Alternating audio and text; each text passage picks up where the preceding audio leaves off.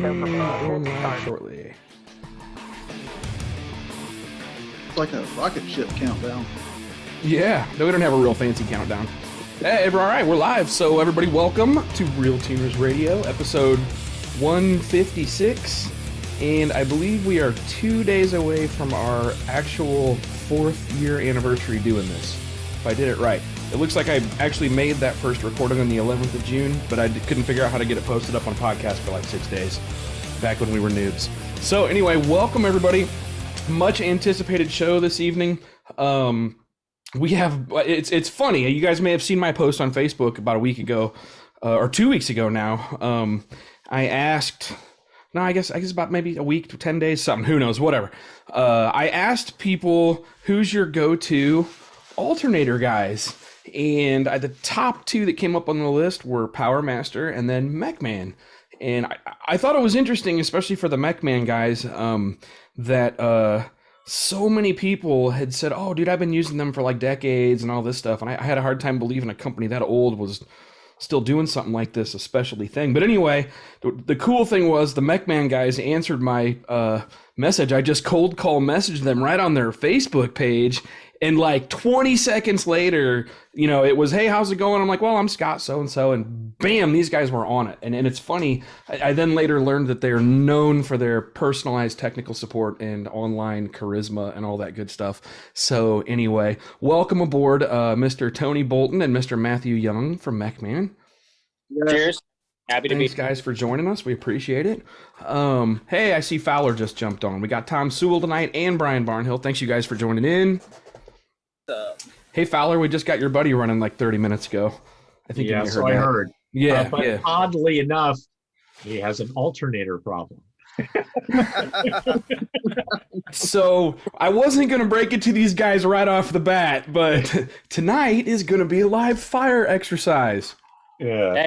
Hey, we're used to it. No, it's okay. I'm kidding. We're not. I think he's going to. Rich probably hasn't figured out, but he's tuning in. I know he's tuned in.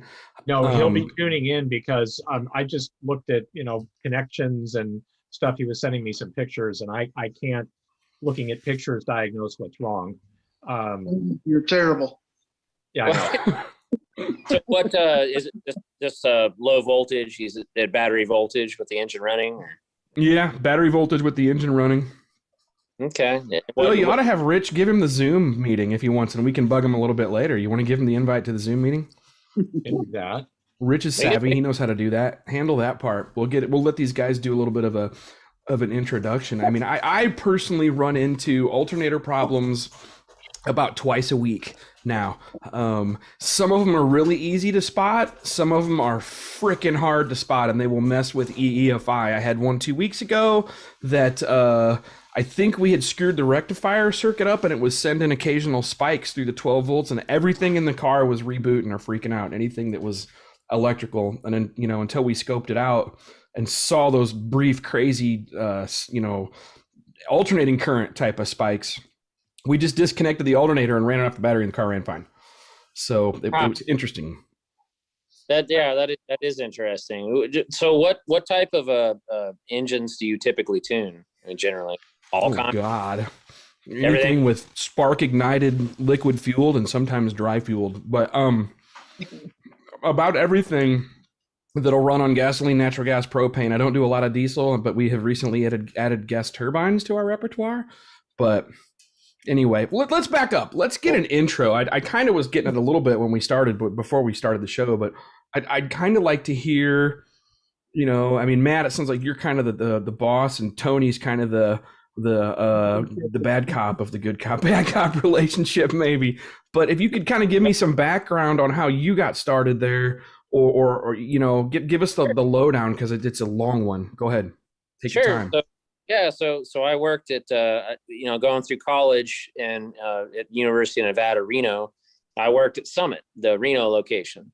So, I raced motocross when I was a kid, and then moved up to drag racing, and then moved up to off-road racing and all this. I've been racing my whole life, basically. So I kind of knew some stuff about the industry, from working at Summit for 5 years, and then came into the opportunity to be able to buy Mechman from Dennis, and he's way past retirement age. Brilliant guy. Really, he kind of taught me everything that I know, really. And then we just kind of, expanded from there. It's applied, what we know about racing and what cars need, and kind of went from there.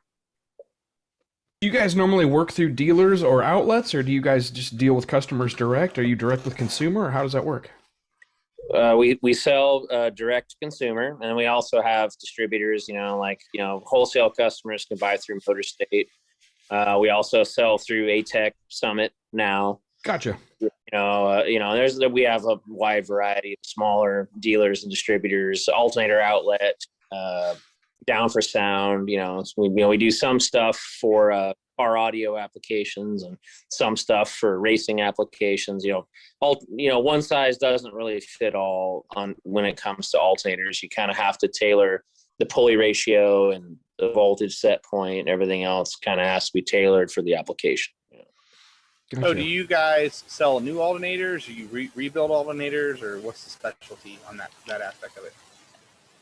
Well, they're technically new alternators, but there are some part numbers, some applications where we have to use a reclaimed stator or rotor because it's still under patent from Denso. We use 6-phase Denso technology. So there are, some units will have reclaimed parts in them, some will not. It just kind of depends on the application. Okay, so it's mainly them purchasing an alternator off you, not send us your unit and we rebuild it for you. Oh, yeah, no, we don't do any cores or anything like that. We just kind of you buy the unit, you get essentially a brand new alternator, and depending on the part number, it may or may not have reclaimed parts in it. I'm sharing your pictures right now too that Tony sent me here. These are pretty cool, man. Just some of this stuff on the inside. I got some basic questions when Tom or the other guys are done. Okay, apparently they're done. Time up.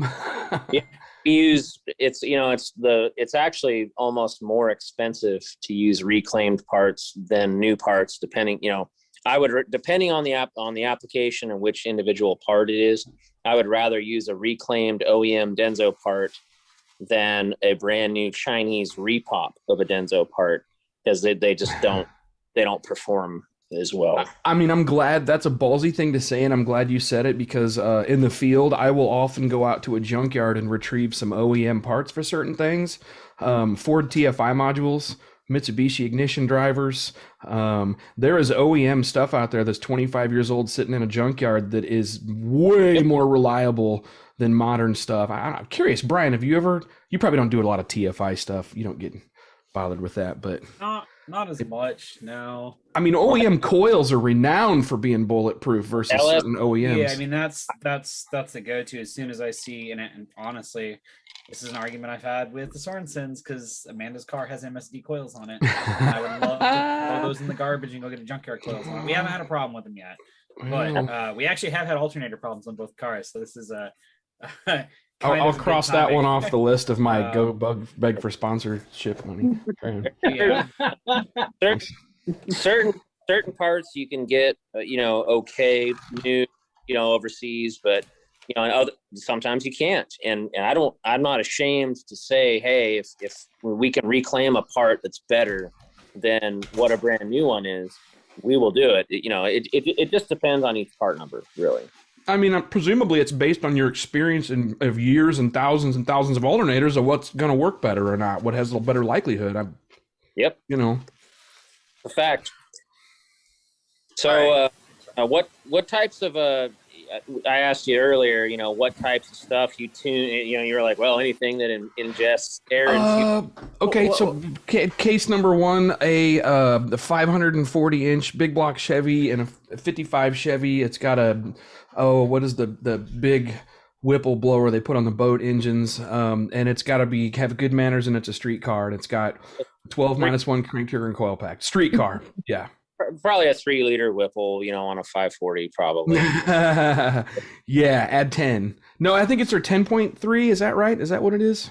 Really? Yeah, it's a big boat motor. I think it's their biggest one for big blocks before you go to two blowers. Is it a Yeah. 10.3 or an 8? If it's not the 8, I think it's the 10. I'll ask him. I'll find out if Lewis Well, is so- listening tonight. So we had, a few years back at SEMA, we had Jeff Lutz's 57 Chevy, the 57 in our booth. I don't know if you've seen that. We used to be black, and then it was yellow, and now it's wadded up. Oh, ouch. Yeah. Yeah, he totaled that thing a couple of weeks ago.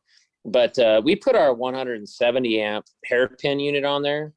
It's really under stress. You can run big. You can run like a 0.5 to 1 pulley ratio, and it'll make 110 amps idle. And generally speaking, that will run most, heavy. It's got air to water, intercooler pumps. It's got 3 fuel pumps. Bunch of pumps and fans, right? Yeah. So usually a 170 will run your average drag week car, that type of deal.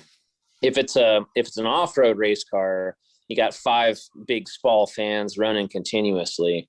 So usually we like to do a 240 amp version on something like that. I didn't even know they got that big. Is that a custom wound? Well, let's back up. We need to start with how the hell an alternator just looking works. at that for our trophy trucks, actually. I wondered. I was going to ask Brian about his those trophy things truck. pull a ton of amperage, man. If we've got all the lights on and you're bogged down in soap, Oh, the you've got all fans your too. I have fans a on. huge cooling Oh, fan yeah. in those things. Yeah. We have 2 4800 class trucks that we run at King Hammers and Ultra 4 racing. So Yeah, not if you quite- say you're from Vegas, you're probably familiar with the Sorensens then. yeah. That's the drift team I crew for. So those are the trucks I've worked on. 10-4. Yeah. So yeah, we have, I raced King of the Hammers, I raced a full season Ultra 4 2 years ago. So we're very familiar with that type of current demand. A 240 usually will get the job done in that situation, usually, depending on pulley ratio and all that. I think that's the same spec that the Dugans guys have on their engine program for the off-road trucks, the trophy trucks and all that. Yep. Okay, so since we're talking about this, like say I have an LS Swap 240, and I got the air to water, the fan, the electric water pump, the big fuel pump, all that. What point should a person really look at going to a bigger or better alternator? When do you recommend that? Well, you're definitely in the 170 amp range there for sure. To be able to keep it cool when you're staging and getting ready to go on course and all that. You're definitely in the 170 amp range. It just kind of depends. You can kind of start out with what you have and then measure your voltage and then see how far the voltage drops. If it's dropping below 14.0, you got to go up in amperage pretty much. So that's a gonna that's use a this great moment to plug. description. So that's a good simple check to decide where you Diagnostic are. method. Yeah. Yeah. Yeah. I'll say my go-to is we have PDMs on everything, and I just look at what our amp draw is and log our voltage. But Well, a lot of customers. The reason why I use voltage as a reference because it's a lot more accessible for a lot of people to Right. have DC voltmeter rather than an inductive current clamp, right? Yeah. yep. DC amp clamp. It's hard for people to get a lot of people to get a hold of that. But yeah, the ideal way is to just clamp how much current is flowing through your battery cable out to your accessories, and if it's 210 or whatever it is, that's how you size your alternator. Yeah, so our drag week cars, that's why we're at 200s on those. That's been good with a little bit of margin, and we haven't had any problems, and everything stays up and runs, and knock wood. Yeah. So, Wait, hold on. An alternator can overheat. Can I monitor the case temperature of an alternator with a spare input or something, or what do you look for in temperature? Absolutely, you can use a infrared temp gun, and you can shoot through the vent slot openings in the rear of the housing and try and hit the windings of the stator. That's the actual temperature that you're looking for. The outside of the case is going to be significantly lower than the temperature of those windings. So if you want to do it that way, you can do it that way. Or if you want to have a permanent, integrated into your EFI, you can put a epoxy, a thermocouple probe onto those windings and do it that way. Same way you would, I like that.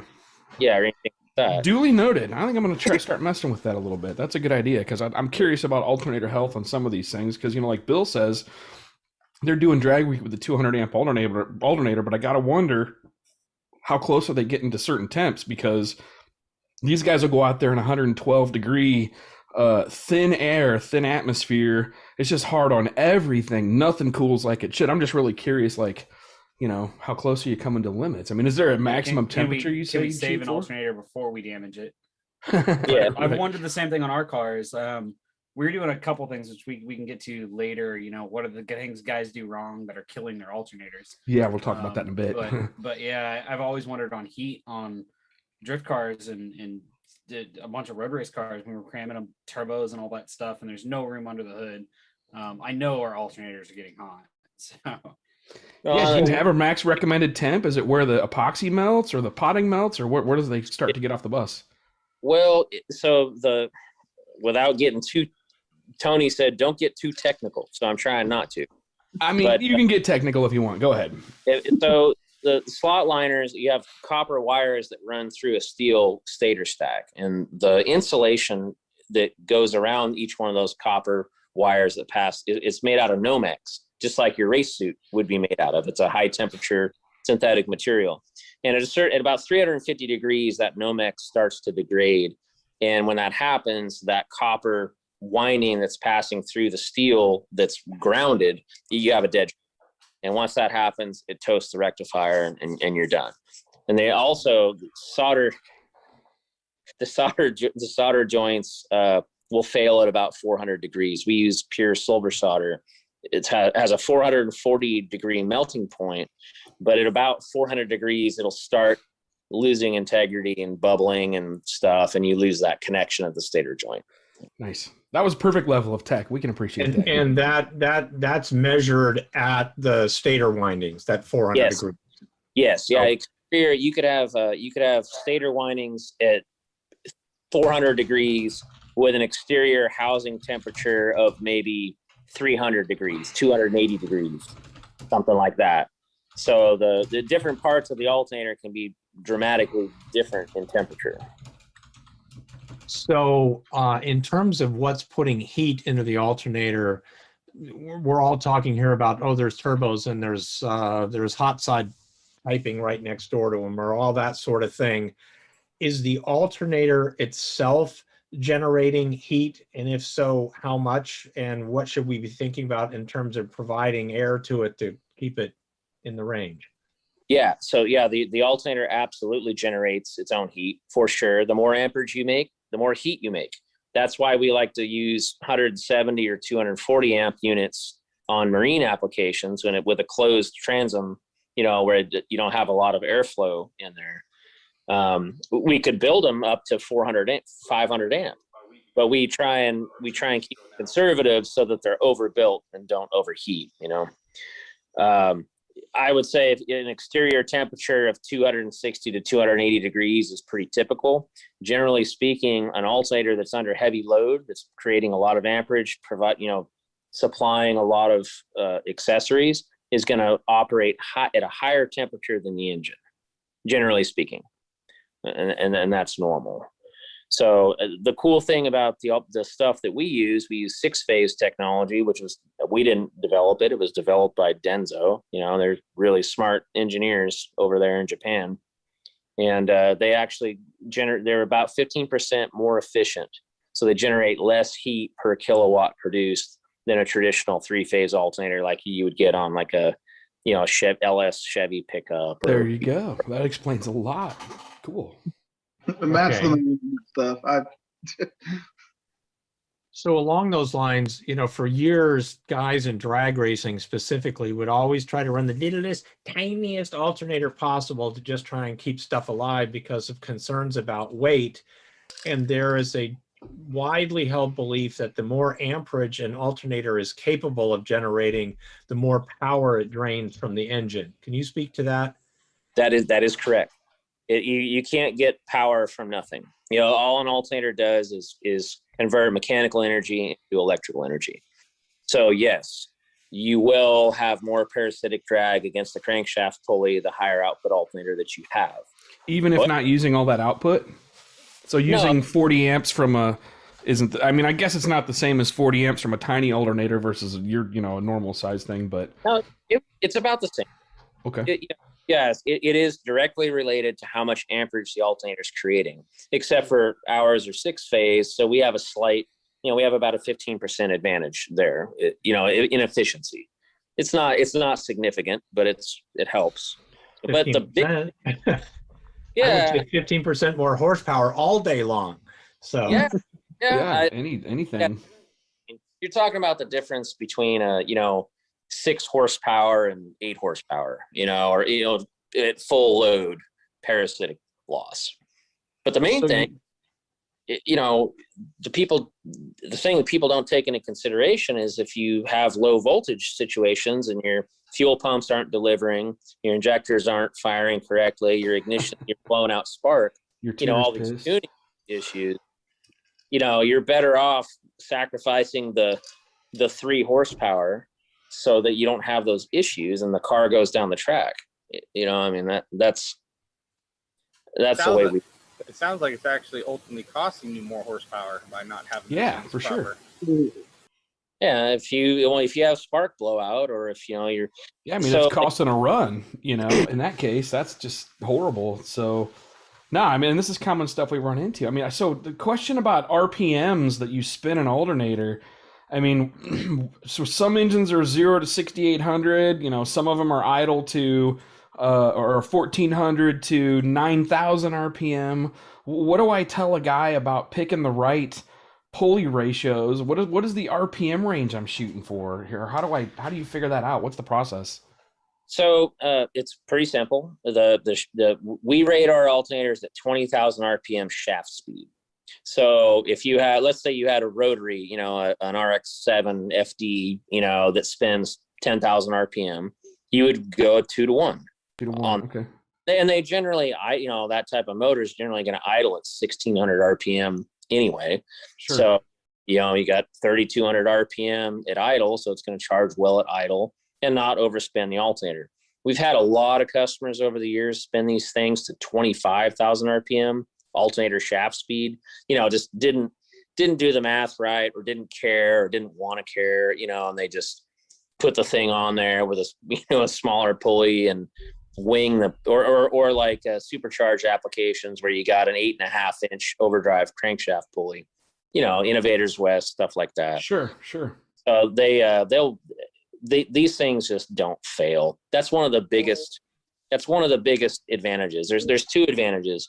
So like if you were talking about, let's just say like you have the typical LS truck, turbocharged LS truck motor swap guy, right? Fox body Mustang, LQ4 in there, and he's using the stock truck accessories with a 7.5-inch crankshaft pulley and a 2.5-inch alternator pulley. And they're winging the piss out of and they're using the stock junkyard alternator. Well, those GM alternators have a plastic rear fan that will explode at anything above about 18 or 19,000 RPM. Wow, and also the concentricity of the slip rings. So I assume you guys do a lot of dyno. You spend a lot of time on dyno, right? Tons. Yeah. Yep. So have you ever seen like at high RPM, the voltage just drops, when you data log it, at a certain point, it just goes. Oh, yeah. For sure. So just falls completely off. Yeah. There's 2 things that can cause that.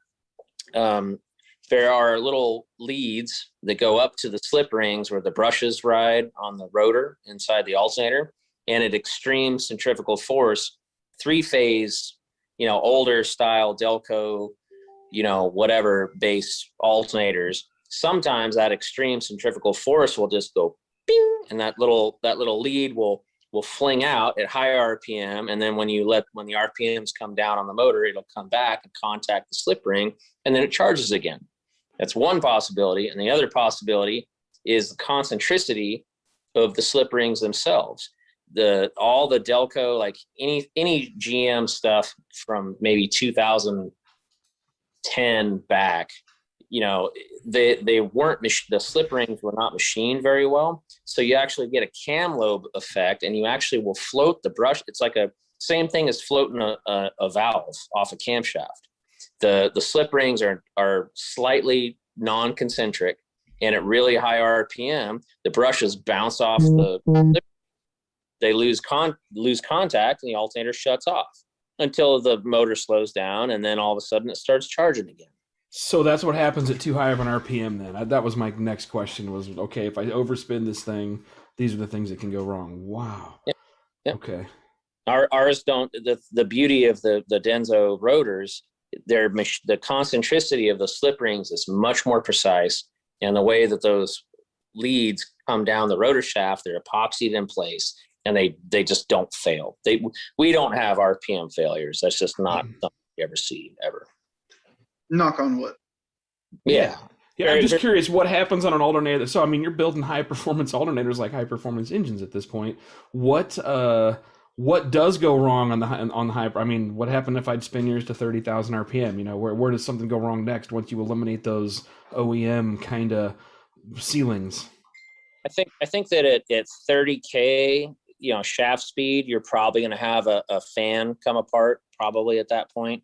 You know, one of the cooling fans that's welded to the rotor. Mm-hmm. You know, one in the front, one in the rear. Ours are steel.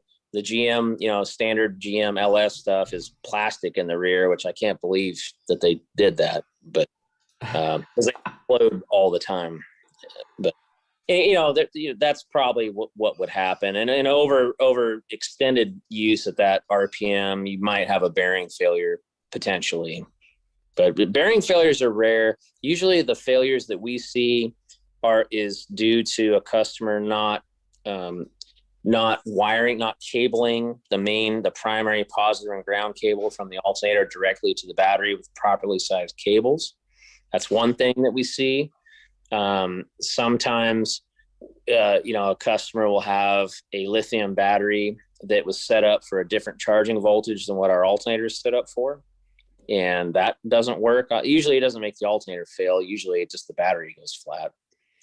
And then thermal, you know, if you let race cars sit through the winter, you know, a lot of people, you know, if they're up north or whatever, the race car just sits in the garage, and they don't keep a battery tender on the battery, and they go out and the battery's deader than a doornail, and then they jump the thing off and fire the car up. I've seen this too. Yeah, we've killed a lot of alternators this way by having it try to draw like 400 amps of battery, especially if it's an AGM battery or something. Yeah. It literally put a current meter on it. It's trying to draw 300 or 400 amps, just smoking an alternator. Yeah, I ran into that a lot. Yeah, it's just, you know, if you just keep a tender on the thing, you know, or charge it once a month or something like that while it's in storage, they generally don't tear up. I mean, everything's fine. What about rectifier electronics or that kind of stuff? Do these newer Denso tech use like the typical 3 diode thing, or are they using something more technical now, digital circuits, or how's that work?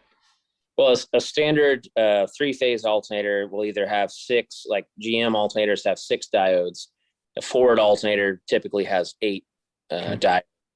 The Denzos have 12 diodes. So you have twin rectifier plates stacked on top of each other, so you get all that extra surface area heat, and you get 12 big ass, you know, diodes to handle that load and dissipate the heat. So it's just like are those basically taking that AC sine wave, the alternating current, and bouncing that around so that it only comes out as a positive DC current? Is that the point there? Yep. Okay. Yep. Okay. Cuts off one half of the wave so that you have DC current. Got it. Nice. Okay. So you mentioned wiring earlier. What's the proper way to wire the alternator? You know, most of them for race car applications. Yeah. Should it go to the battery cable? Should it go down to the starter cable? I usually put them down on the starter cable, you know, to get them charging that way. But yeah, I mean that works fine. There's no problem with that. The only thing about that is it generally would not pass NHRA tech, because you know you have to be able to shut off the kill switch in the back of the car and have the engine shut off. So in order to make that work, you have to run a cable from the alternator all the way back. Yep. And if you do that, then when you shut off the switch, it shuts off. Got it. So on that, just double checking. So when we typically wire the cars, we run home run from the alternator back to the battery side of the cutoff switch, and then we put everything the power runs on the other side of the cutoff switch, and then you get a nice clean shut off. Everything shuts because I'm here in California and they actually test that stuff. Yep. And the story we always heard is that way you don't get a surge from shutting off the current outflow from the alternator that does something else, well, bad. So is that correct? Yeah, that's totally correct. That's really the only way you can do it, really. And So some of the ways I'll have guys do it, and I don't know, I'll have it where that switch just shuts off the ECU circuit or the coil power and injector power.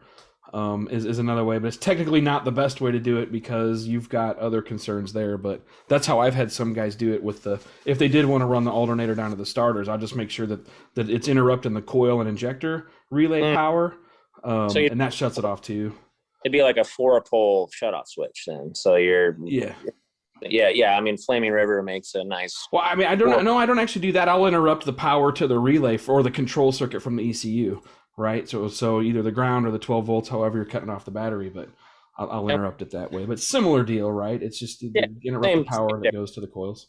As long as you're making sure it doesn't still run fuel pumps or do some other sort of thing, and you end up with that. Well, it's cutting off everything else too. So when the motor stops turning, there's no more alternator putting in anything, into the rest of the electrical system. So it's everything goes away.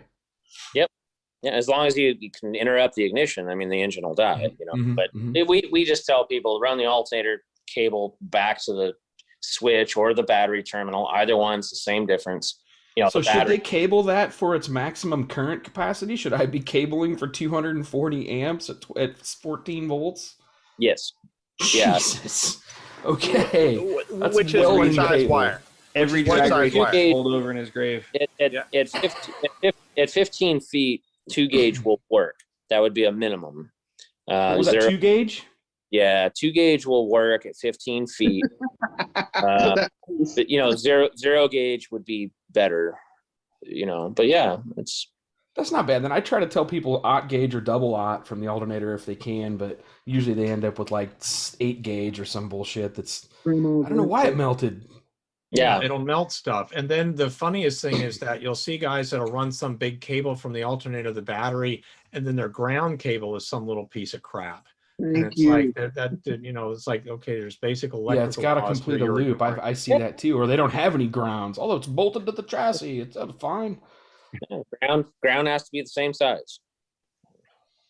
Same size. And don't trust the chassis maybe for the ground. I mean, I typically like to tell people to run battery negative no matter where it's mounted to the block and then block to chassis. So that way they can ground fuel pumps, fans, whatever they want to chassis all around, and it will route the nasty current that's gone through and, a motor or, a pump or a fan or whatever, and that leaves a nasty signature on the grounds, that routes all back through the block to the battery on its own path. It's one of the stuff we teach in my class. I have a good demo on that somewhere with an oscilloscope. But. Of course, we have a ground stud up front. We run that ground lead same size as the one that was home run to the battery. So yeah, you're adding some weight and wiring with the battery in the trunk and running all that, heavy gauge stuff back and forth.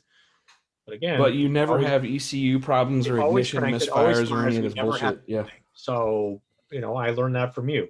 So, but I've been through Holley EFI training.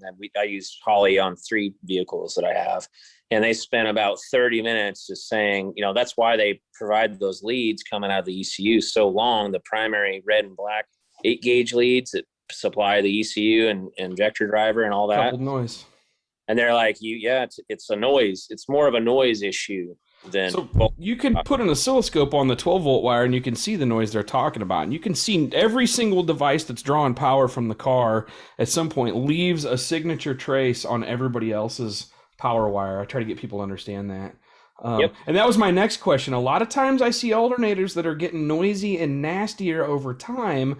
I'm presuming they're wearing out, but I was telling you earlier about that one that was dropping negative voltage that was showing up on you'd set the meter to AC and you'd occasionally get this wild sine wave, and I guess it ended up having a rectifier problem or something was what the deal was. But so in the alternator industry, they call that ripple current, and it's basically the bleed through. It's diodes are not an exact, they do not rectify half the wave perfectly. Right. They bring it down to a point. And the bigger the diode, the better of a job it does. That's why we put big ones in there. But yeah, that's bleed through ripple current. And as alternators age, especially if they overheat and a diode fails, then you'll get that bleed through ripple current, and it's AC current bleeding through, and it's not good for particularly EFI. No, it's horrible for any electronics with integrated circuits that you are using voltage regulators. Yeah, motors, fans, water pumps, fuel pumps, doesn't bother them so much. But yeah, you know this already. So. I mean, I've observed it. It's nice to hear a little bit of confirmation. It's just kind of funny, though, your story about the old guy that owned the company before you guys took it over and brought it into the 20th century. So basically that means in my life or my experiences, every good source of alternator knowledge and help in my world has always been captained by some crusty old dude who hates everything. But you know what I used to do was, we had a shop in Omaha, Nebraska, and I would send all my customers, I'd say, look, you take whatever alternator you have, whatever case or core, take it down to this alternator shop. This old crusty dude will cuss out the Chinese parts for 20 minutes or so. He'll charge you $75, and you come back a day later, and that thing will last you 20 years, and it will make whatever he told you, and you run it to the pulley ratio he told you, and nobody ever had problems. Well, he closed down like 4 years ago, and now it's a problem. So, nobody can. Part of that is you can't get good. So we used to, when I bought the company, everything that Dennis had developed, everything was based on a 4G alternator, like you would get on like a 2004 Ford Cobra, something like that. And we just had brackets and adapted them because it was at the time, 20 years ago, was a really good alternator. And then all the OEM Ford parts were depleted. And so we couldn't get, we just if you go to our website, we don't have very much Ford applications unless it's really late model. And since then, Ford uses Denso or Mitsubishi alternators on everything. And they're both Mitsubishi and Denso technology. They're both badass. So we just, people go, how come I can't buy anything for an 03 Explorer? And the answer is we can't get good OEM Ford parts anymore. The Chinese repops have a 100% failure rate. And we learned that the hard way. That's a hell of a statistic. It ain't the first time we've been there with products like that. No, it's, and there's no point selling it because it's just, you're just paying, we have a warranty and we're just paying it's just, there's no reason to do that. But the Denso and Mitsubishi stuff that we build now is legitimately badass. It's awesome. Yeah. That's incredible. That's awesome. Okay, so shit. Well, people got questions yet here? Hold on. I have a question. Sorry, guys. Go ahead, Tom. Go. I was going to ask, do you guys do any of the higher voltage alternators for drag racers, 16, 18 volt stuff? Okay, so yeah, we can, and we do. Jeff Lutz, insisted on running 16 volt on all of his stuff. But the thing that you have to take into consideration is that 16 volt batteries were designed for a total loss system for a drag car that does not have an alternator on the engine, or you just charge it up in between rounds, because the resting voltage on a 16 volt battery is 17.4 volts. Proper charging voltage to actually charge that battery up is 19 volts. At 19 volts, you actually start popping the incandescent bulbs in your gauges. You start cavitating water pump, electric water pumps are spinning so fast they start cavitating. You have other I really don't think that's a good idea. We can do it. We have an external adjustable voltage regulator that will allow you to charge anywhere from 14 to 21 volts. But it's not really a good idea. If you're trying to have an alternator and run the car on the road or not charge it up between rounds or whatever, you're much better served by running a 12 volt battery and just charge it at 14.7 volts. That's great voltage for pretty much any system. I've not been a huge fan of 16 volt stuff on the street. We've tried it on Drag Week a few times, and it's every time you need a jump start, you're screwed. Jeff Go ahead. DNF twice because of that. And Yeah. I told him, he would run a GM HEI module on his regular distributor, on gasoline, and then would switch over to methanol, and run a mechanical fuel pump and do all that once he got to the track. And what was happening is that 19.2 volt charging voltage was popping the HEI modules. It DNF'd Jeff Jr. in the Civic and Jeff Lutz 2 years in a row. And I was like, guys, it's not, I advised against it, but they did it anyway. So You don't have to be as good at startup fuel tuning on your EFI if you can spin the thing at 240 RPM when you're cranking. That's basically the advantage I see. People are like, oh, I'm blowing spark out at 14 volts. I'm like, bullshit. I got cars making 10, 11 horse per cubic inch on IGN 1As running at like 13.9 volts. So, yeah. Keep it at around 14 volts or so, and if everything's engineered correctly, it'll work fine. You already know that. I mean, I see more of what you described early on every day. You basically described like what I get 3 times a day, but the GM drag, junkyard. Well, it's the drag racer mentality. Bigger is better. Well, more 16 volts is better than 12 volts. Mm-hmm. And you try and talk them out of it, and it's difficult. No, if it's a dial that's got numbers on it, they're going to turn it all the way up no matter what, and then start from there. Yeah, that's the mentality for sure. Other questions? Anyone? Hey, do you guys make a chrome alternator? What's that?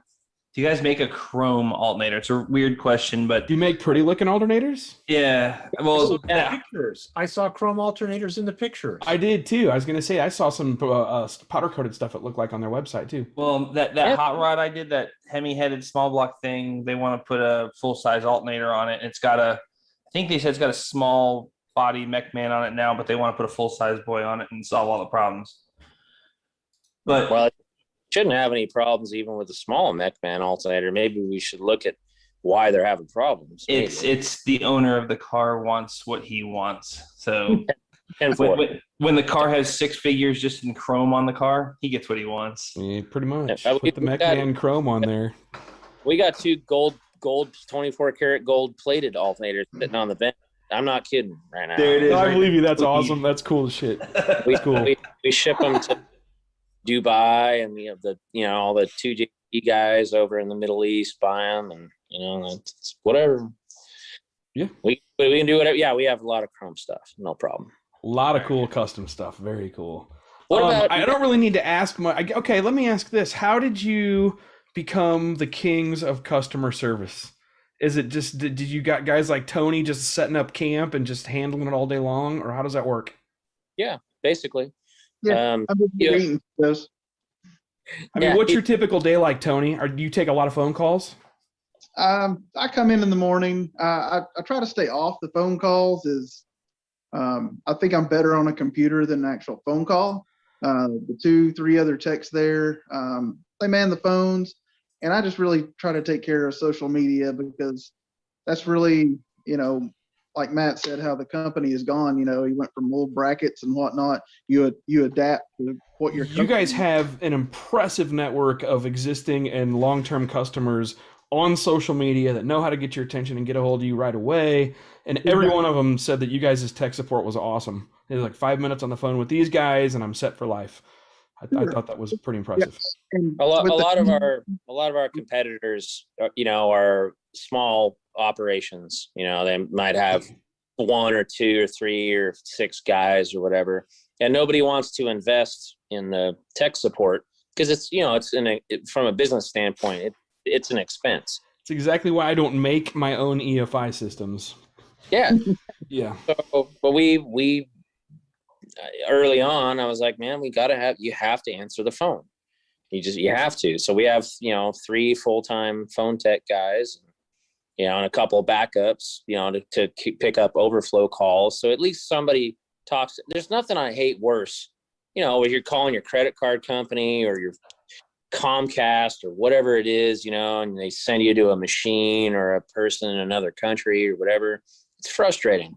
So it's served us well by having just people just at least somebody pick up the phone. Maybe we have to call you back, but Sure, but at least let me know that you care and you're going to work on it and we're going to figure it out. That's where it needs to be. That's awesome. Yeah, a human picks it up and calls you. Somebody educated will call you back, when they can. Gotcha. What about minimum RPM? What kind of damage can you do to an alternator, or what happens if you try to draw more current than it can support at the low end where you're idle RPM? So the problem that you have there is, especially with our alternators, because they're engineered to create so much output at low RPM, which means a whole bunch of heat. There's two internal cooling fans, and those fans draw air through the alternator and cool the rectifier. So when you have something that makes a whole bunch of output really low RPM, it's hard on them. However, that being said, the way these things are set up with a huge pure copper rectifier and huge diodes and all that stuff, they can take a lot of abuse. Are you guys picking your own diode electronics for those, or are you letting the Densos and those guys lead the way? No, the rectifiers, we spec'd which diodes we use. They are made overseas, but we do use pure copper substrates. The rectifier plates are actually pure copper. A lot of our competitors use aluminum because it's about a third the price. But those cannot be cheap to make right now. I just working on projects for customers. One of my other things is I consult and test for products in development and quality testing and project management and stuff like that. And for EFI systems, or in the case of what I'm working on now, people who are working on CAN bus based extensions and add-ons for existing ECUs. And I know that like making somebody wants to make a relay board, but they want to use the copper substrate to do it right, to carry all the current for the amount of time they may see for duration over time, certain heat tolerances. That's expensive. That's expensive to do that right. Yeah, it is. It's it's 3 times as much money. We don't really care. We put the right parts in there regardless of cost. You're just trying to get them to keep them to live, right? At all costs, I want to sell something that lives, and if it's going to end up being expensive, then so be it. All it takes is one warranty return to negate all the profit that we made off selling that alternator. So we need them to not come back. So we put good stuff in there. It's just that simple. YouTube question: if it hasn't been asked already, what is the most compact alternator you guys offer, and in what amperage ratings? The most compact alternator we offer is a part number 7127170. That's for 1963 through 1985 Chevy or any GM application, Buick, Olds, Chevy, GM, whatever. It's smaller. It's slightly smaller than a 12 SI, like what you would normally have on a car like that. But there again, we don't get into the really, I think at the very beginning of this podcast, we were talking about really compact alternators because drag racers want to have a really small alternator. The problem is you're doing yourself a disservice, because a really small alternator that doesn't do the job is worse than just not having an alternator at all. You may as well just put a 16-volt battery in there and charge it between rounds and call it a day. So we don't sell the teeny tiny stuff because they don't hold up. There's a standard. It's called a 93 millimeter Denso. That's what PowerMaster and a lot of other companies sell. Jones Racing sells them, and they make 50 amps cold, 30 amps hot.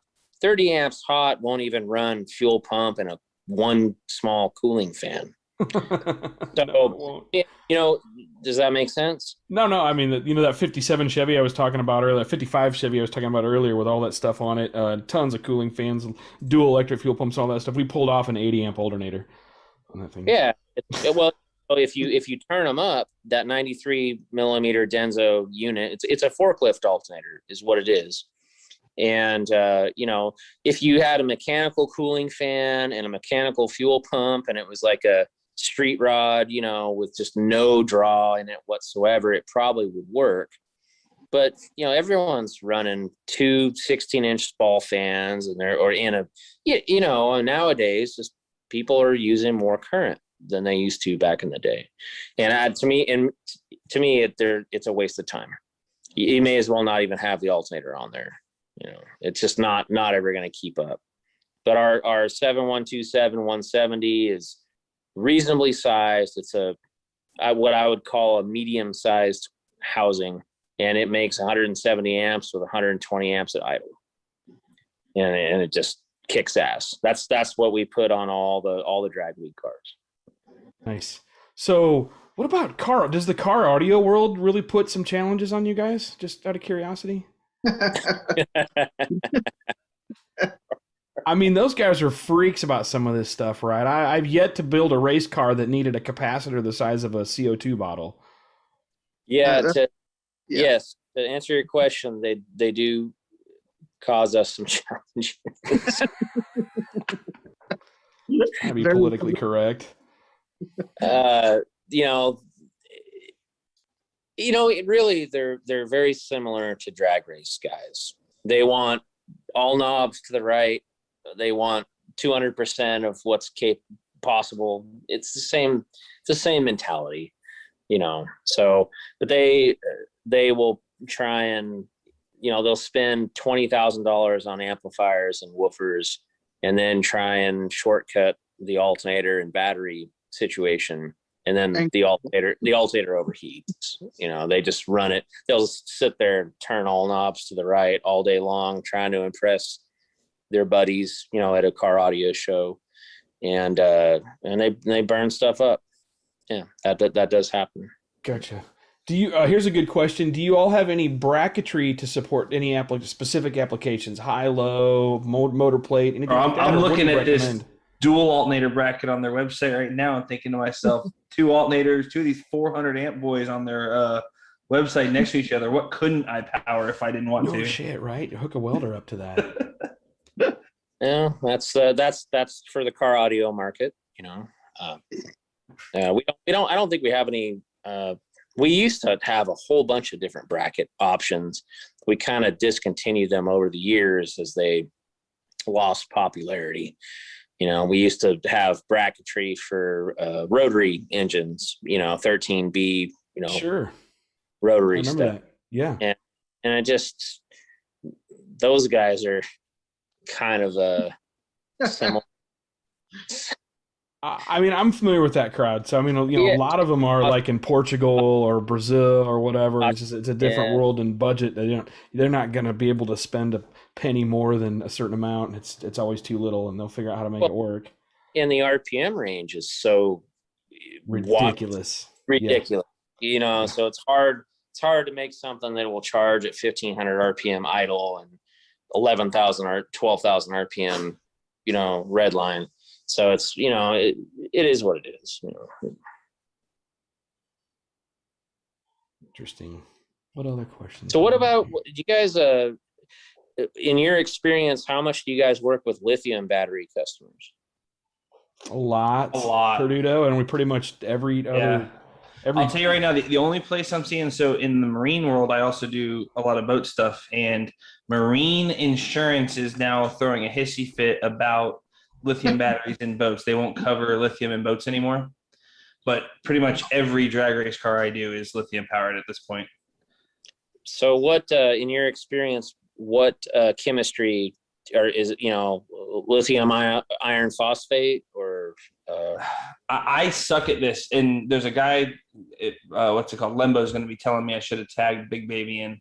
Lithium iron phosphate's the current ticket. I mean, that's what, Jason, isn't that what you're doing for your home electric, your solar deal?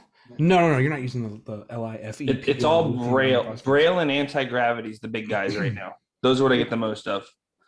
Okay. Well, there's a reason why the marine, the insurance, there's a reason for that, because a lot of there's lithium battery companies popping up left and right all the time. Which is basically a dude at his house just plugging in these cells from overseas. I have one of those batteries. I have that battery, literally. I can make them. I mean, you can make them. There's do-it-yourselfers are making them. I've got customers that have made their own lithium batteries just plugging cells into a box. Go ahead. Yeah, no, absolutely. I mean, Anthony, one of our tech guys, has got a car audio van with 100,000 watts of power in it, and it's got like, do you remember how many amp hours that's got in there, Tony? It's like something ridiculous, like 500 amp hours or something. Yeah, I mean, it's just like a week's, like a month's worth. yeah, and he built the that lithium battery bank himself, with prismatic pouch type cells.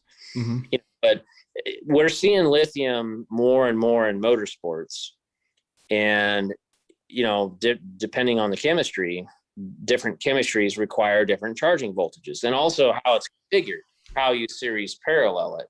So, and the reason why the boat insurance people are freaking out is because they really need to be 3-stage regulated, which without opening a huge can of worms. No, I mean, I've run into exactly this problem, man. I've diagnosed some stuff there. I'll tell you what, some of the charge controllers, the home do-it-yourself, and actually some of these companies that are selling to drag racers are home DIY guys. More power to them. But the problem I run into is in the electronics being used for the charge management, the charge controllers.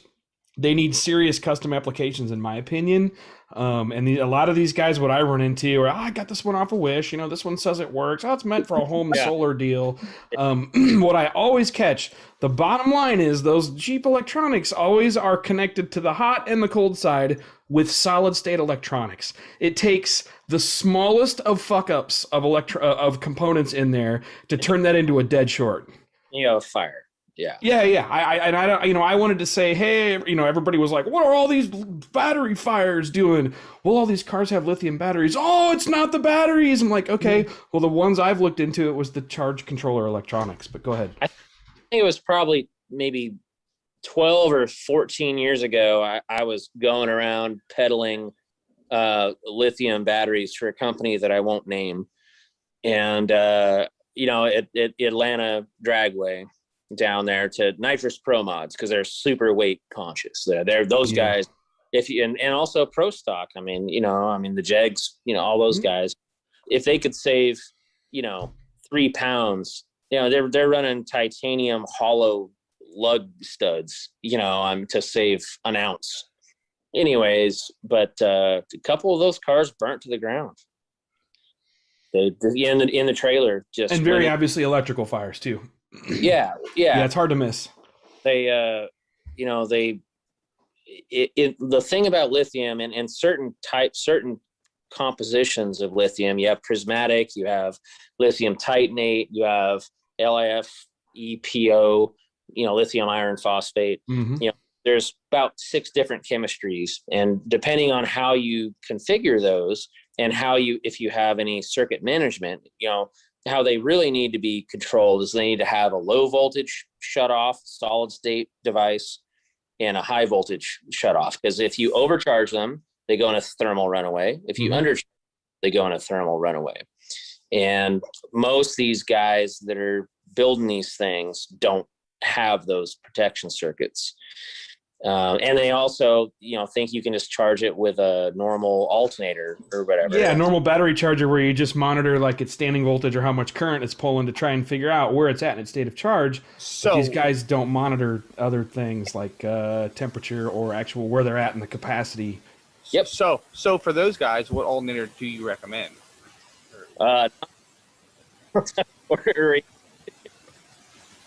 It's called a Balmar. Hang on, something's up with his audio. He's breaking up. Say that whole last part again. Uh-oh. I think his audio's dying. Uh-oh, Tony, you might have to take over. No, it's no big thing. He I think his audio died or something on us. We lost you there, Matt. You're back. Okay, he's back. Sorry, say that whole last string again. We missed you. It broke up. So, the other feller was saying he works in the marine industry a little bit.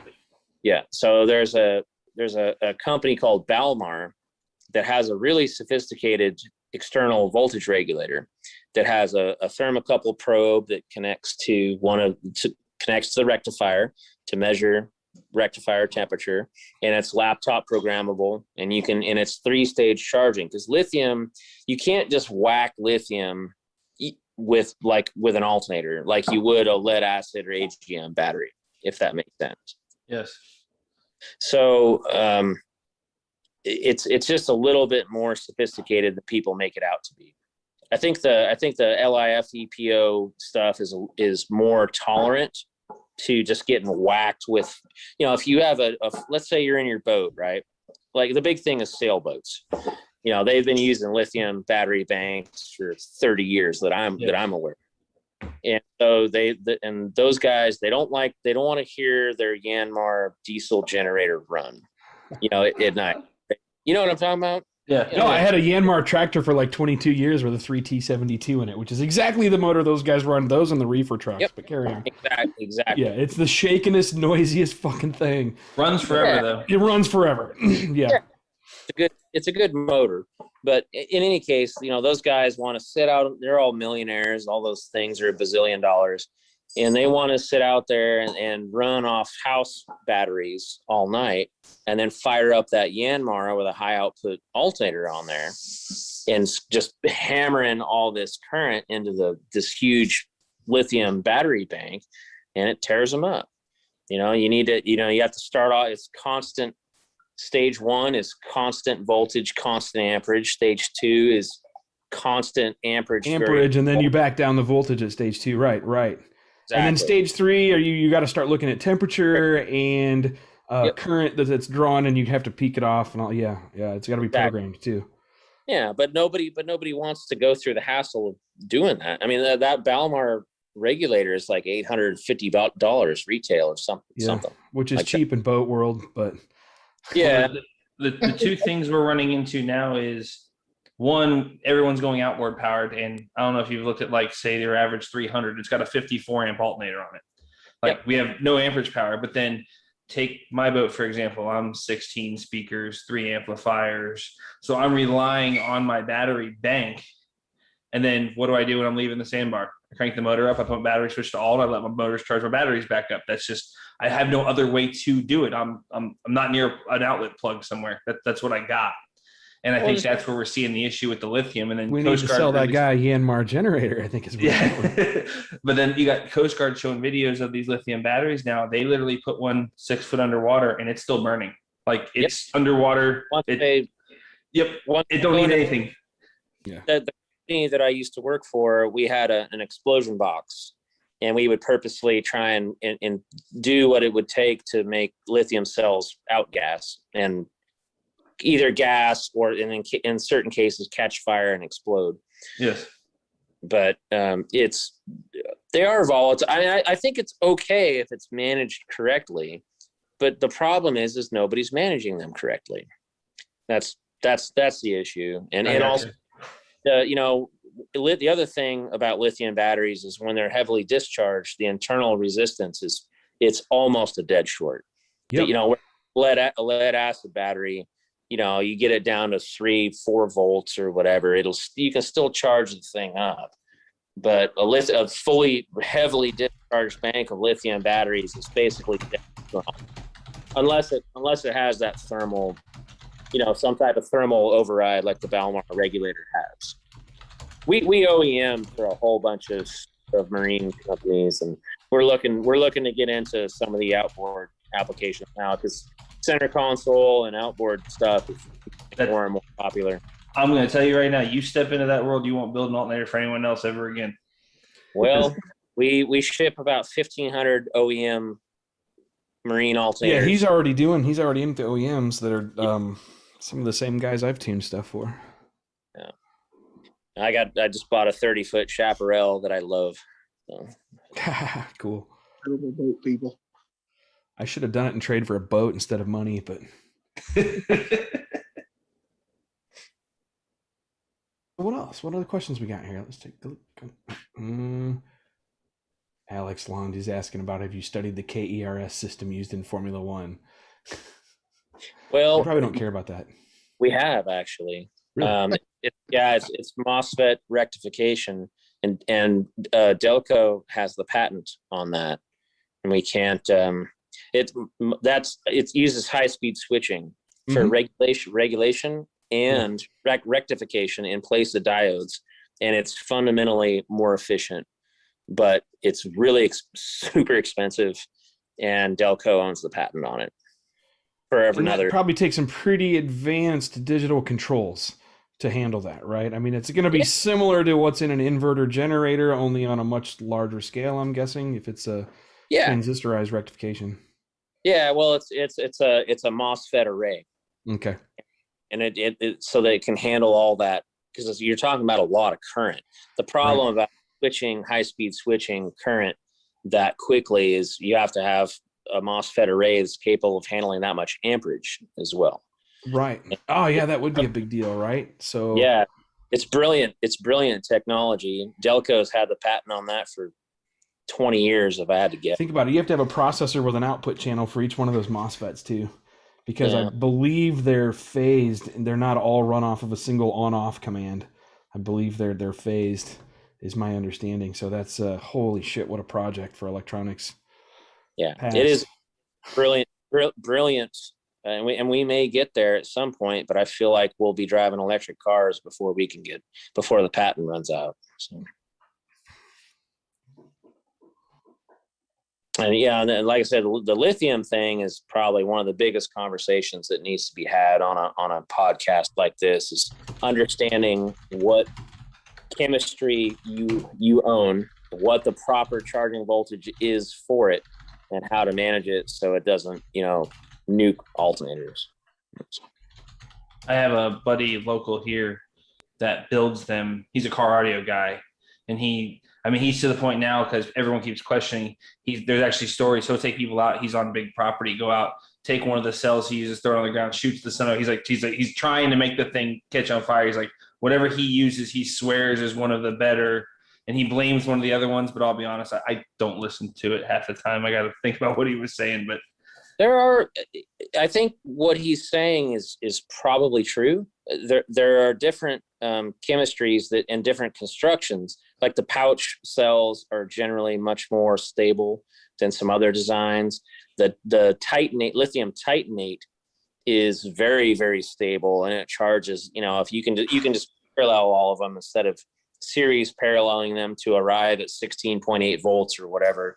You can just parallel them all, and they rest at 13.8, charge at 14.6 or something like that, and they're pretty resilient.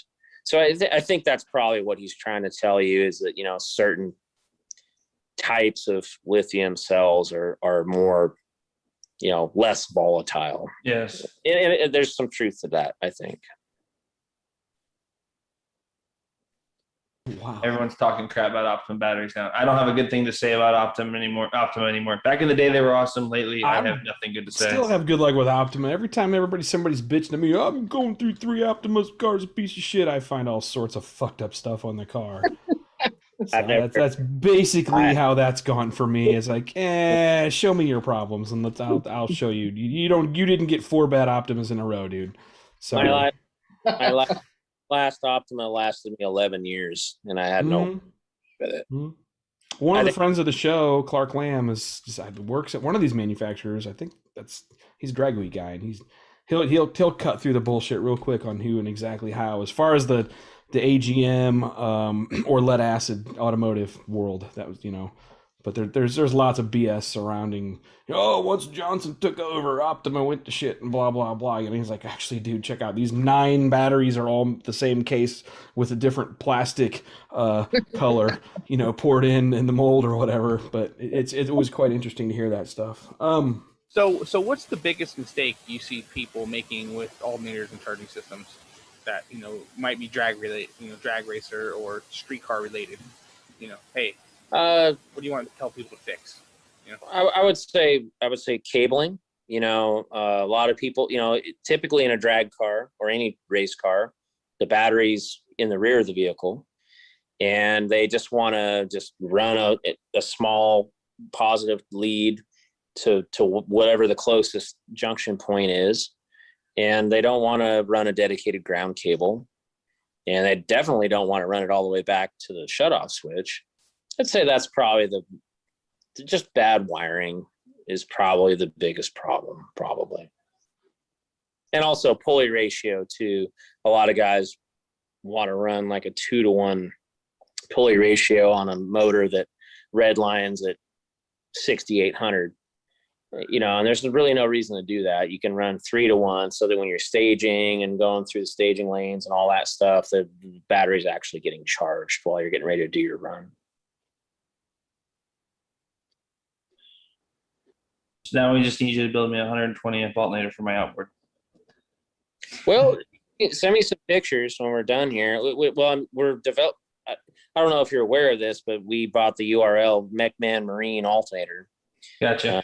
Or we are so like Balmar and West Marine, a lot of these other companies, they don't. It's really difficult to have an application guide for marine alternators. So we're trying to do the research and actually, at least for boats built in the last 20 years, it's starting. Yes. And actually do the research and have a true application guide. If it's a Mercury Marine, this, that, whatever, and actually have something that just they can order and bolt in there. But no, Marine is probably 65% of our business, if I had to guess. Gotcha. I'm in Florida, so we live in outboard world. We don't play with stern drives or inboards or everything here. But anything over 150 horse, the alternator's right on top inside the cover. Yep. On and out. Back in the day, little 60 horse Johnsons had a stator. Yep. No, I've got a standard belt drive alternator right next to my flywheel on top. It's right on top too, which is awesome. Before I bought the Chaparral, I was looking at like Harris twin engine outboard Tritunes and stuff like that. And somehow I ended up with this boat, but yeah, no, we have every intention of developing all of that. And if you, like I said, in my experience, they're the regular, it's like it has the 3 bolt holes on the top, 6.1 inch center to center mounting, the standard marine stuff. And we have a unit for that. Okay. That's back 100. I would do a 170. Just like I was talking about for the drag week cars, and they're bomb proof, they're under stressed, make tons of low RPM output. That's what I would suggest. Are your alternators considered brushless or brushed? They have brushes. Yeah. Got it. Okay. The only brushless alternators that I'm aware of are used on the MRAPs, the military Oshkosh, trucks. Stuff. Yep. Billet, it's a billet thing like this big, and they're 24 volt, and they're a couple $1,000s. That's the only brushless alternator. Well, also the Formula One stuff is brushless. Also, it's a carbon fiber housing, brushless design, MOSFET rectified, MOSFET regulated. Badass. I almost got one from the Toyota team, a blown up one, and that didn't come to fruition, but incredible technology in there. Really, really cool. Do you have any customers running driveline alternators like the NASCAR guys or the road race guys? There's some like dirt late models. Yep. Use the sweet drive, yoke, goes into a Ford 9-inch, and it's got a pulley, like probably a 4-inch pulley going onto the input to the Ford 9-inch, and it runs one of those 93 millimeter forklift alternators I was talking about. And those, it works on those cars okay because they have a mechanical cooling fan, and all they're running is ignition. And I think they even run a mechanical fuel pump, I think. So it works for those guys, but the problem is they get clogged up with mud, underneath them, on a dirt late model. We don't really, to answer your question, we don't get involved with it, but I'm aware of people that use that. Yeah. I mean, we've seen them, and I was just curious if you had people that actually called up and wanted to do that application. But I mean, I guess if you tell them, hey, look, this is the RPM range this thing needs to run and figure it out, then to each his own, other than filling it up with dirt. But we turn a lot of people away. I mean, we get my personal favorite is the perpetual motion machine guys. So here's what I'm going to do. All right. I'm going to get an electric motor and I'll put it in my van, and I'm going to take a belt and I'm going to turn an alternator. Now get this. No, get this. And then that alternator charge the battery that runs the electric motor. Energy crisis solved. And I'm like, you ever heard of, we get that, what do you think, Tony? We get that about once a week, something like that. Are you kidding me? Holy shit. Yeah, That's hilarious. Now, have you ever heard of Sir Isaac Newton? Have you ever heard of Sir Isaac Newton, sir? No. No one's ever done this before. I'm like, okay, well, there's a 30% loss going from the motor to the alternator, and a 30% loss going, and so that's why it won't work. And that they'll argue, they will sit there and try and talk you into it. And I'm like, I tell him, I say, sir, I would like nothing more than to sell you an alternator. That's how I get paid. Yeah, but honestly, I'm not. Yeah, it's not going to work for you. It's not going to work. Not a good idea. There's that, and then you get the street rod guys. The lead into that is you get the street rod guys that want to do the drive shaft driven alternator, and it's kind of the same conversation. You're like, hey, if you're hauling ass all the time and you're 87, and I know you're not going to be hauling ass all the time. You're going to be parked at the fairgrounds, and you're going to drive it into the trailer and then take it home. But you try and explain it to them. They're like, "Why? I just can't fit anything up there." I'm like, "Well, I guess you just can't drive it then, or just put a lot of battery back." Yep, it's not going to work. Yeah, I just put a bunch of batteries in it and an electric motor. Yeah, I don't know what to tell you, sir. Yeah. that conversation happens a lot. That's pretty good. That's actually, he's got some pretty good stories. That's right there at the top of some of the best ones of ours. That's interesting. Yeah. I've known Matt forever, and he's told me stories when we're out four-wheeling or just doing whatever. And I figured there was a little bit of embellishment on some of them. But this last year that I've been working for him, the guy is 100% accurate. Yeah. Every single thing he's ever told me. I'm not embellishing any of this. Yeah, I totally believe what he's saying too. Because these guys are out there. I mean, those guys, they called you right after they got off the phone with me, and I'm building a all motor big block, big cam, big stuff. You think you can handle the power? Like, nope, I can't handle it. Why don't you call insert, yeah. I won't say who I refer them to. You would be amazed how often we hand out phone numbers and emails to our competitors. It happens frequently. Like, sir, you know what? You're right. You do have the answer to the world's energy crisis. Why don't you call 1-800 so and so, and they'll hook you up. Have you had any of the home built windmill guys call you for alternators, that kind of stuff? Yeah, and that's actually a little bit cool. more. It's a little bit more. At least it's within the realm of reality. But an alternator is not the way to do that. You would do that with a permanent magnet generator, PMG, because they're 30% more efficient than you can ever. The alternators are used on cars because of convenience, because of the regulation convenience.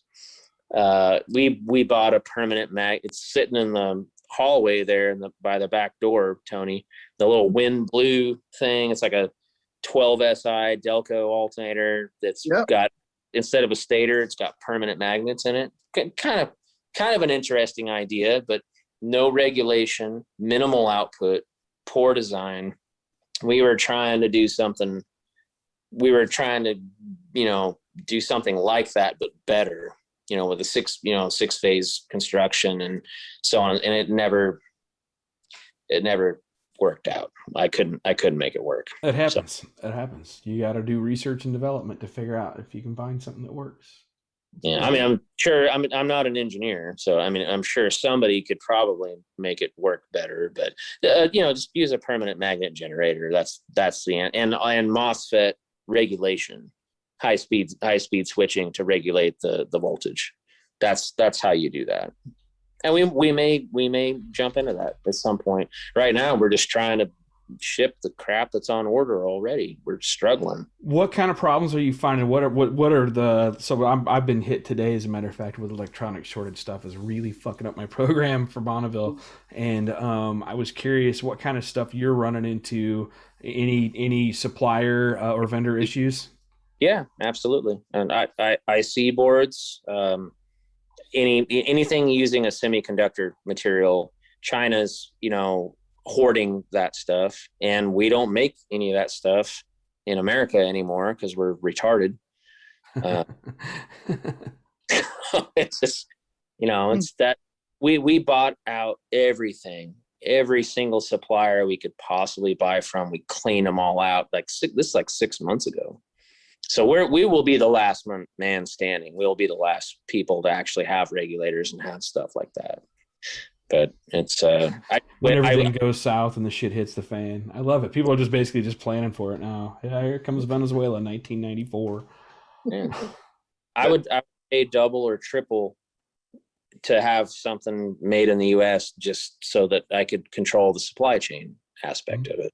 Mm-hmm. It'd be fine. Interesting how that worked out. The price we all paid. Yeah. Well, it hopefully at some point we'll start doing that. Hopefully. So any other questions from the crowd for these guys? You've been kicking it back. It's pretty funny. It's kind of, people are just listening tonight. But anybody? I'm going to let these guys go here shortly. I just want to make sure that I don't miss any questions. Don't let me miss anything, Perduto. You're good at that. Hey, keeping track. Let's see. Facebook over here. YouTube, I think we got covered. Anybody on YouTube? Questions? I got a question for you. Yeah, go ahead. Were you out there when Jesse Combs wrecked? No, me personally, no. And it wasn't at Bonneville. They wouldn't let that car run at Bonneville for two reasons. Number one, it's a thrust car, and they don't run thrust cars on the salt and haven't for decades. And number two, in no scenario whatsoever would that car have ever passed any type of technical or safety inspection. It was the most dangerous shitbox a person could put themselves in. Unfucking believable. And I warned them. A lot of other people warned them. We met her in Las Vegas the year before with some of the show car guys, some of Andy Leach's guys. And yeah, I had concerns then. And I was the big dickhead, that said, man, I wouldn't put anybody in that. I wouldn't ride in that thing. Oh, whatever. Well, exactly what happened. So, the only reason I say I've known Jesse for about 10 years, and we shared pits at King of the Hammers. She would race 4,600 class. Very legit too, right? Yeah, she won several times, but just didn't know if you were out there for that. Yeah, I had a close friend was crewing for that program. It was tough. There were a lot of safety guys, and it's the same thing you run into the drag races with the no prep and the street race crowd about roll cage safety and kind of planning ahead for the problems you might have. On cars like that, you might roll and wad up a bunch, and you might have to fight a fire for 3 or 4 minutes before somebody can get to you, that kind of thing. And you can't just take an airplane and clip the wings off and drive it on the ground. I mean, it's just not. What was it, 440 or something like that? You don't recover from that speed.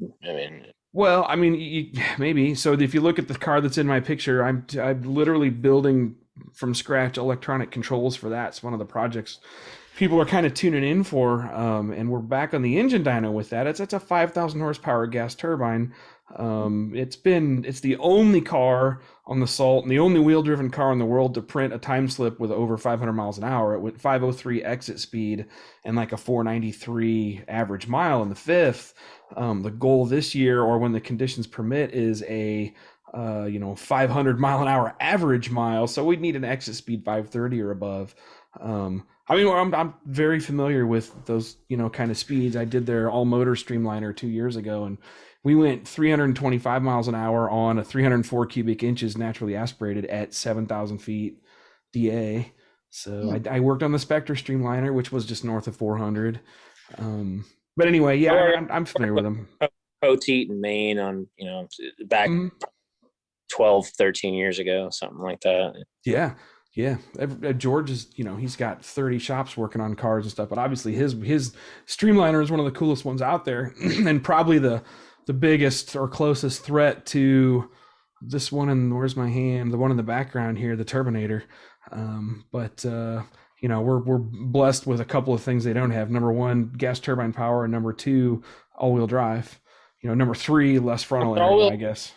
No shit. Yeah. I mean, you look at we should get Tecklenburg on here sometime. We're probably around Bonneville later this year. We'll try to talk to Shane, but he's a friend of mine, and he, one of their things is they eat up a set of tires every pass on that car. It's rear-wheel drive, and it looks like I don't know. To me, it looks like maybe that's going to be the brick wall they run into, traction and tearing up tires. As they get up to that number, the high 400s, they're finding that problem. Well, I think tire failure is what took out Jesse. Yeah, I would believe it. Sucks. Yeah, it is what it is. Yep. You roll the dice and it happens. We had a team meeting about this car last week, and I don't want to sound morbid or anything, but the guy, the driver kicks off the meeting, Dave Spangler, who was the owner of Hooker Headers forever. He kicks it off with, hey, I'd like to make sure our shit's working. They were pulling for one more dyno test in the dyno cell because we had some software features yet to develop. And his point was, I'd rather not make test passes if at all possible. And my argument was, well, every test is a test pad. I'm making you a homemade fucking computer, out of Arduino and Atmel parts and YouTube videos or whatever. I mean, it's not that stupid. I actually know what I'm doing. But, and he's like, well, listen, man, 2 times out of 10, we wreck this car. And hopefully don't hurt me, but we hurt something. So, I'm like, all right, good point. We're going to do our best on our test runs, but, you don't get a lot of opportunities out there in that world, especially. So, not at those speeds. It's hard to recover from 500 miles. Yeah, when things go wrong. Yeah, it is for sure. But, so anyway, yeah, that's the goal. Hopefully we'll see some of you listeners out there this year. All right, let's let them.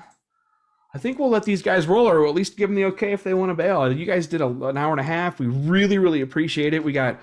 It's funny, then you should go read some of the posts I made and read all the positive feedback you guys get. It's almost fucking ridiculous.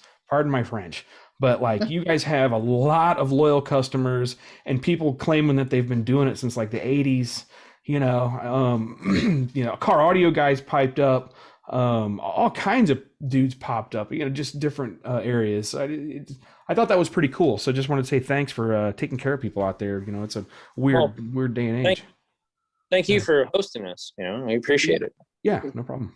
You will forever be our go-to guys. So how can people find and get a hold of you guys? Do you suggest they start at the website? For the people that are inevitably going to be asking us about, hey man, I want to talk to these guys. I want to try some of their product. Where do we funnel them to? You can go to mechman.com. Also, Summit's carrying our stuff now. So if anyone wants to pick something up in stock, it's Summit, they can go there. There's also down number 4 sound.com. JP over there carries a ton of the big amperage car audio stuff. And there's also alternatoroutlet.com. They're a warehouse out of New York, that kind of services the East Coast. Yeah. You guys got a Facebook page, obviously, right? So look up Mechman Alternators on Facebook. I found them there, and that had a link to the website. And then, I don't know, do you do Instagram too, man? Yeah, we do. Tony, that's job. Yeah. Tony handles all the social media. I guess so. I know, because Tony literally, like, I asked about Alternator people. I got 96 replies about Mechman in the first 30 seconds. And then I reached out to a message, and 30 more seconds later, Tony was like all over it. And he's like, oh dude, we'd love to do Real Tuners, which I thought was cool. We really, really appreciate guys like you coming on here. I don't know, guys, I actually learned a lot tonight. I took notes here and everything. It's pretty cool. We really appreciate that. You explained a lot of stuff. We appreciate you taking your time. So anybody else needs to talk to Mechman if they're looking for alternators. I might need to talk to you about figuring out our shop truck. Truck. I'll tell you what, I'll do one on the house for you. Give me a buzz. I'll get you going. I'll sort you out.